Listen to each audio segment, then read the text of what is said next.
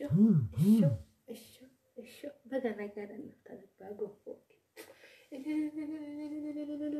Yaa gurraacha garaa garbaa ati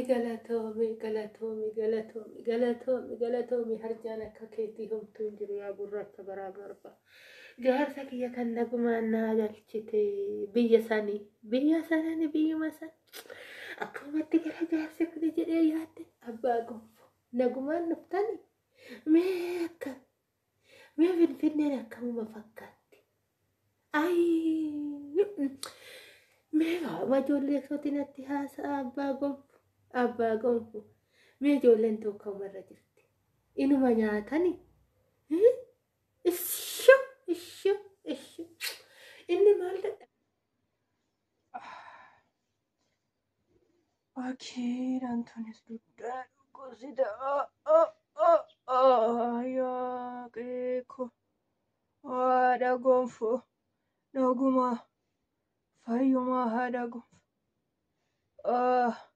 مينا ديسي لوفاكي أدوان يا سينما الدرب مكينيج كنو كارا كنوزي كارا فينفينيتي تولغارسوني كورا كونشي تايونما نما دربا مينا تنباتين دودكي يننجرو أدانا يا سي أي مانا دور فردا كينيا نو غاديم سنانو ويا كان سبيل كن تراسا هنما هرغفوسا مينا ديسي هذا غنفو مينا ديسي أني جولين غنفو كيا هو ميكا كارا كانا ديبيو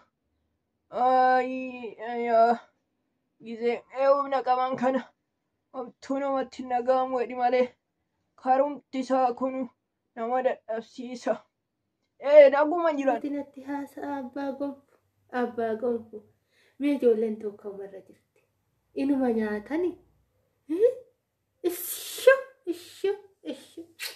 inni maal dadhabe gurraachi garaa garbaa inni waan dadhabne shileessuuti yamee na jalaa huqqachuun ooltuu bar wayyoo qabdi isse ati ammallee sabatonaa beeka ijoollee to'anumaa beeki ati yaa gurraacha garaa garbaa bakkuma isaan deemanitti wajjin naata ishuma hojjetan ma bilcheechiti micayyooti yaa abbaa gonfu dandeessitu ma bilcheeffatti na jalaa waan gubatti abbaa gonfoo qarshii ga'uma kennitaniif abbaa gonfu bakka nyaata sanii haa nyaata micayyoon tiyya biddatti na jalaa gubatti hirriibuma bakka hirriibaa lallaaltaniif abbaa gonfoo ijoolleen tiyya bakki hirriibaatti tolee jira haadha kudha abbaa gonfoo kiyya garaa kiyya numa na dadhaba ijoollee tiyya tanaa maanuman kun inni immoo numa naa eega inni maal dadhabe inni harjummaan isaan dhumatu abbaa gonfoo kanan jedhu hoo mee naguma qaba laale fayyuma leessunillee barteetti nutu koommate malee isaan homaan jedhanii garuu manni isaan keessa jiran kunoo walirratti ijaarramu sanii baay'uma tokko na surure yaada gonfoo achi keessatti isaan dhiisee deemuyyuu odumanatti ulfaatuun isaanis homaa rakkoon qabu nu bichaa miti ijoollee baay'eedhanaan jedhaniituman dhiisee dhufe malee dokkanaafni ani manicha keessatti gatee dhufuuyyuu natti ulfaate